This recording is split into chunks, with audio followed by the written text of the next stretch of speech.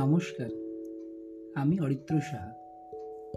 আমার প্রথম Bangla podcast show সফরনামা your travel guide season 1 Bangladesh সিরিজে দ্বাদশ পর্বে সবাইকে স্বাগত। আমি কথা দিয়েছিলাম সফরনামার প্রতিটি পর্ব জুড়ে থাকবে আমার চোখে দেখা ওপার বাংলার কাহিনী, থাকবে অনেক অজানা তথ্য, অনেক গল্প, থাকবে ওপার বাংলার তথা বাংলাদেশের প্রত্যেকটি জেলার কাহিনী, খাদ্যাভ্যাস, জীবনযাত্রা ইত্যাদি। আজকে আমি আমার এই পর্বে তুলে ধরব বাংলাদেশের একটি জনপ্রিয় গণপরিবহনের কথা। গত পর্বে আমি তুলে ধরেছিলাম বাণিজ্যিক শহর চট্টগ্রাম, সেই চট্টগ্রামের এক বীর বিপ্লবী মাস্টারদা, সেই মাস্টারদা সূর্য সেনের জীবনের অনেক অজানা তথ্য। যারা শোনেননি ছটপট করে শুনে ফেলুন আমার 11তম পর্ব, চট্টগ্রাম ও মাস্টারদা সূর্য সেন।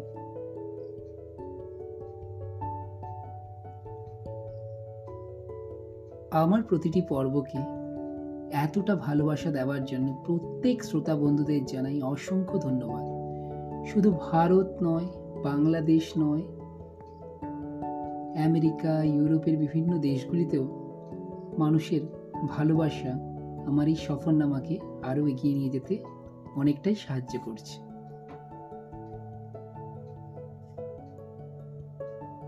আজকের পর্ব বাংলাদেশের সেই ঐতিহ্যবাহী গণপরিবহনের এক গল্প। শুনতে থাকুন সফরনামা ইয়োর ট্রাভেল গাইড সিজন 1, সাথে রয়েছি আমি অরিত্র।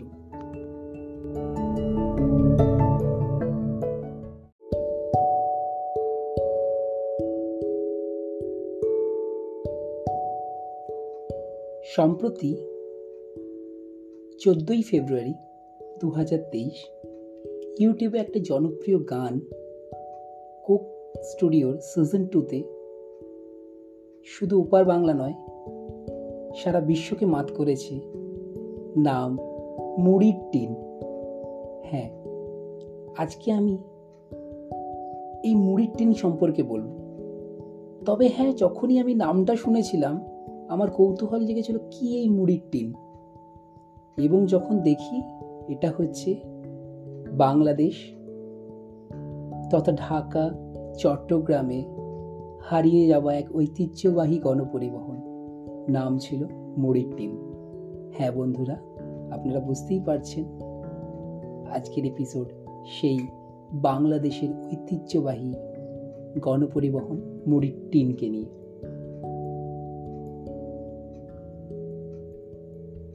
এই মুড়ির টিন ইউটিউবে আসার পর আমি মার্চ মাসে যখন বাংলাদেশ গিয়েছিলাম, চট্টগ্রামে আমি একটা হোর্ডিং দেখি আগ্রাবাদে, যে হোর্ডিংয়ে মুড়ির টিন লেখা ছিল, এবং এই মুড়ির টিনটাকে কি বোঝার জন্য আমি সঙ্গে সঙ্গে কিন্তু আমি গুগলে সার্চ করি, যেখান থেকে আমি জানতে পারি একটা ঐতিহ্যবাহী একটা পরিবহন ছিল বাংলাদেশে। তো সেই ঐতিহ্যবাহী পরিবহনেরই আজকে গল্প বলব।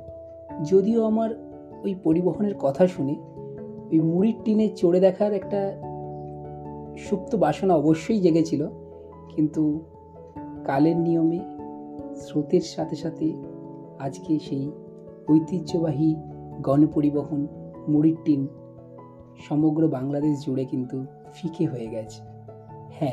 তবে এই মুড়ির টিনের প্রো ভার্সন বলতেই পারেন। আমি আগ্রাবাদ থেকে চড়ে নাসিরাবাদ অব্দি এসেছিলাম, ওই দেশলাইয়ের বাক্সের মতো ছোট্ট একটা বাসের মতো একটা জায়গা, যেখানে অনেক মানুষের গাদাগাদি ঠাসাঠাসির মাঝখানে আসতে হয়েছিল। ভাড়া পড়েছিল বাংলা টাকায় 10 টাকা, তবে একটা অন্যরকম স্বাদ ছিল। তবে ওই মুড়ির টিনের কিন্তু নয়, এটা ছিল মুড়ির টিনের প্রো ভার্সন। তো শুরু করা যাক আজকে মুড়ির টিনের গল্প। বাংলাদেশে এক ঐতিহ্যবাহী গণপরিবহন ছিল, দেখতে ছোট বাসের মতো, লোকে ডাকত মুড়ির টিন। বাংলা সাহিত্যের অনেক উপন্যাসে ঘুরে ফিরে এসেছে মুড়ির টিনের প্রসঙ্গ। হুমায়ুন আহমেদও তার বিভিন্ন উপন্যাসে মুড়ির টিন পরিবহনকে এনেছেন। সেই থেকে অদ্ভুত নামধারী এই পরিবহনটার প্রতি আমার একটা কৌতূহল জন্মে গেছিল। হুমায়ুন আহমেদের অনিল বাগচির একদিন উপন্যাস অবলম্বনে হওয়া সিনেমাতেও ৭১ সালকে ধারণ করতে দেখানো হয়েছে এই মুড়ির টিন সার্ভিসকে। আর এই অনিল বাগচির একদিন উপন্যাস আজকের দিনে খুব জনপ্রিয় প্ল্যাটফর্ম হইচইতেও আপনারা পেয়ে যাবেন। যদি চান অবশ্যই দেখুন, ওখানে মুড়ির টিনের আসল কাহিনী আপনি দেখতে পাবেন, যা ওই সিনেমার কিছু জায়গায় তুলে ধরা হয়েছে। তো মুড়ির টিনের সাথে চট্টগ্রামের শুধু সম্পর্ক নয়, মুড়ির টিনের সাথে সমগ্র বাংলাদেশের একটা ঐতিহ্য জড়িয়ে রয়েছে। তবে হ্যাঁ, এটা আমি ঢাকা পর্বতেও বলতে পারতাম, তবে না, আমি এটা চট্টগ্রামে এই কারণেই এলাম, ঢাকা, চট্টগ্রাম আর মুড়ির টিনের মধ্যে একটা সুন্দর একটা যোগসূত্র রয়েছে। আমি অরিত্র, সাথে রয়েছি আমার প্রথম Bangla podcast show সফরনামা your travel guide season 1 Bangladesh সিরিজের 12তম পর্ব মুড়ির টিনকে নিয়ে।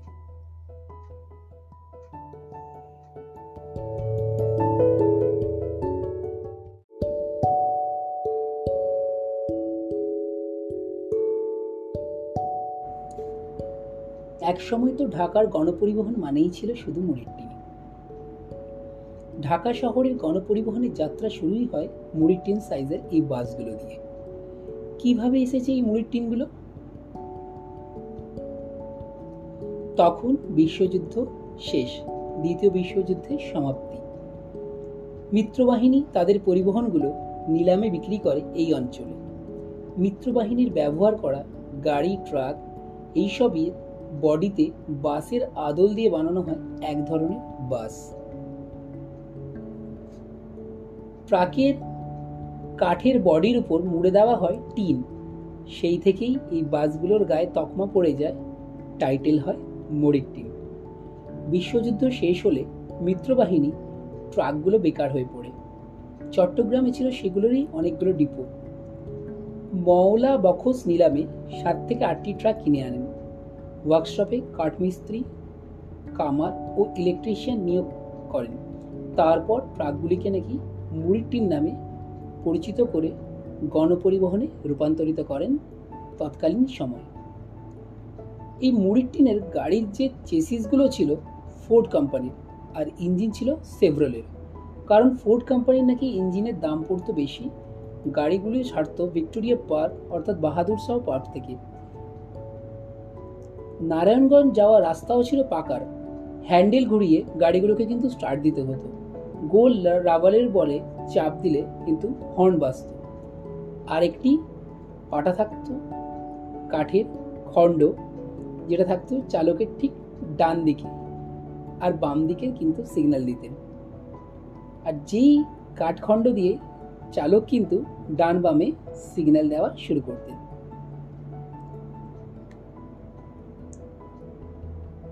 ইংল্যান্ড থেকে এই মুড়ির টিনগুলো ইঞ্জিন আমদানি করা হতো।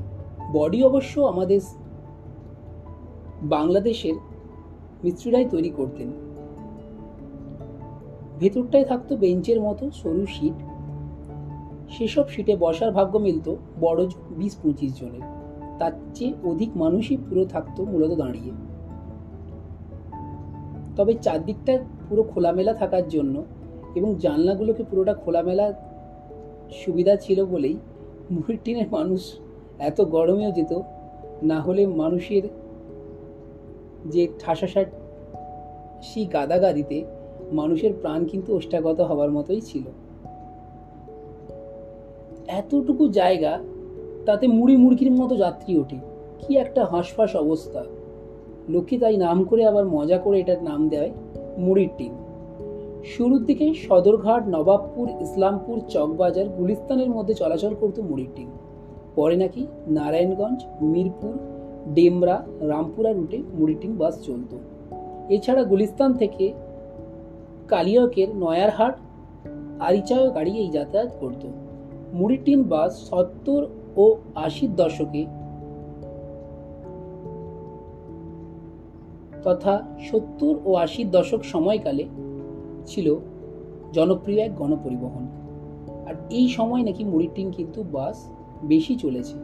তখন ঘোড়ার গাড়ি, গরুর গাড়ি থাকলেও দ্রুত যাতায়াতের সুবিধার্থে মানুষ ঝুঁকে পড়ে মুড়ির টিন নামক এই ছোট বাসগুলোর দিকে।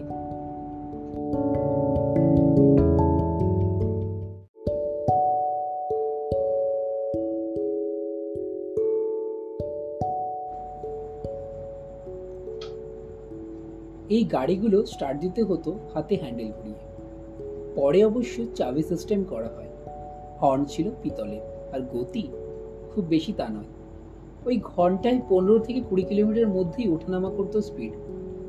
হ্যাঁ বন্ধুরা, 2023 সালে বুঝতে পারছেন তো, ওই 70 থেকে 80 দশকের ওই 15 থেকে 20 কিলোমিটার ঘন্টায় চলা গাড়ির জনপ্রিয়তা কতটাই না ছিল।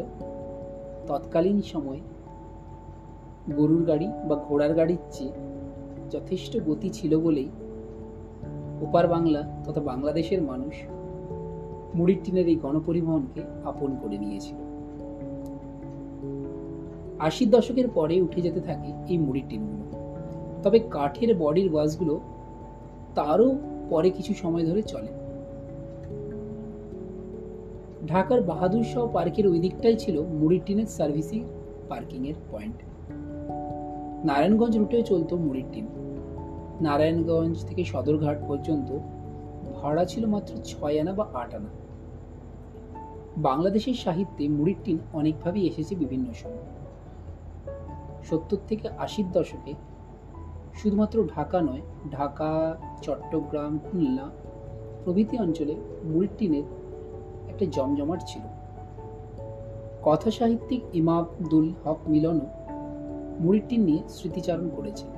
তিনি তার স্মৃতিচারণমূলক লেখায় লিখেছেন, এই ধরনের বাসগুলোর একটা নাম ছিল, তার নাম ছিল মুড়ির টিন। আসল নাম নাকি ছিল টাউন সার্ভিস। তিনি আরও স্মৃতিচারণ করে লিখেছেন, তৎকালীন সময়ে ভিক্টোরিয়া পার্কের দক্ষিণ দিকে রাস্তার ওপাশে ছিল মিউজিক্যাল মার্ট নামে একটি স্টুডিও। বিখ্যাত লোকেজনেরা গিয়ে ছবি তুলত সেই স্টুডিওতে। নারায়ণগঞ্জের বাস ছাড়ত ওই স্টুডিওর ঠিক সামনে থেকে।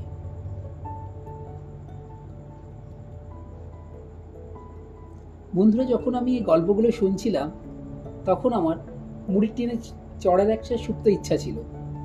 যদিও এই গল্পর সাথে সাথে যে অভিজ্ঞতা বুঝতে পেরেছিলাম যে তৎকালীন সময় মুড়ির টিনের চড়ার অভিজ্ঞতা যদিও সুখকর নয় ছিল না, তবে অনেকেই দায়ে পড়ে চড়তে নেই মুড়ির টিনে। ইন্টারনেটে আজকে যখন এই মুড়ির টিনের ছবি দেখি, তৎকালীন সময় ওই পূর্ববঙ্গের অনেক অজানা তথ্য মনের মধ্যে ভিড় করে আসে, অনেক অজানা প্রশ্ন মনের মধ্যে ভিড় করে আসে।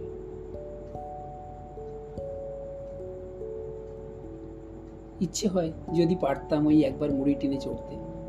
যাই হোক, আজকে 2023-এ কোথায় পাবো এই মুড়ির টিন? তবে শোনা যায় নাকি আজও খুলনায় টাউন সার্ভিস নামে কয়েকটি বাস রয়ে গেছে, যেগুলিকে দেখতে মুড়ির টিনের আদলে, তাই মানুষ আজও ওইগুলোকে মুড়ির টিন বলে। তবে সেগুলোও নাকি আজকের দিনে বিলুপ্তির পথে। খুলনার রূপসা ফেরিঘাট থেকে ফুলতলা পর্যন্ত একসময় জমজমাট ছিল এই টাউন সার্ভিস, কিন্তু এখন আগের মতো তা নেই। নিরাপদ সড়ক আন্দোলনের আগে কোনো রকম চলতো 10 থেকে 15টা গাড়ি। পরে ফিটনেস সমস্যার কারণে এখন এমনিতেই গাড়ির সংখ্যা অনেকটাই কমে গিয়েছে। যে কয়টি আছে সেগুলো আর কতদিন চলবে কে জানে। বর্তমানে 3-4টে গাড়ি চললেও সেগুলো খুবই অনিয়মিত।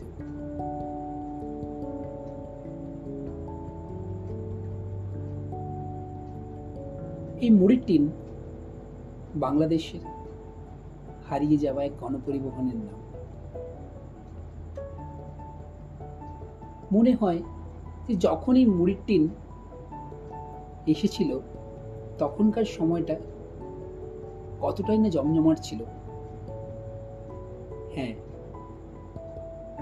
যখন কিছু শুরু হয় তার যেমন জমজমাট অবস্থা থাকে, কালের নিয়মে, স্রোতের নিয়মে যখন তা হারিয়ে যায়, তা কিন্তু ধীরে ধীরে এক ইতিহাস হয়ে যায়। আর হ্যাঁ, বাংলাদেশের এক হারিয়ে যাওয়া গণপরিবহন হলো এই মুড়ির টিন।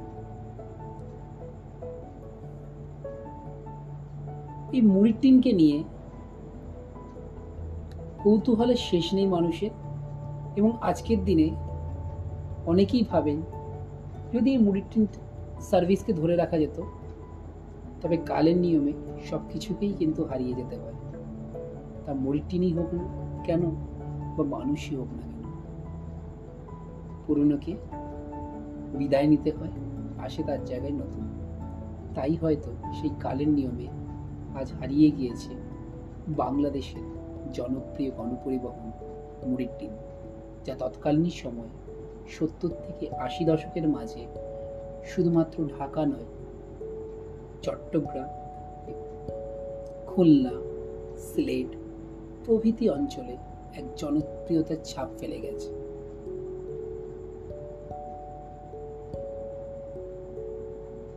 আজ এটুকুই।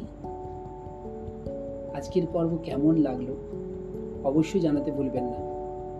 যদি কেউ এই মুড়ির টিন চড়ে থাকেন আমার শ্রোতা বন্ধুদের মধ্যে, অবশ্যই তার অভিজ্ঞতা কমেন্টে জানাতে পারেন। আমার এই পর্বটাকে আপনার প্রিয়জনদের সাথে শেয়ার করুন। দেখা হবে আরেকটি পর্বে আগামী রবিবার। সবাই সুস্থ থাকুন, ভালো থাকুন, ধন্যবাদ।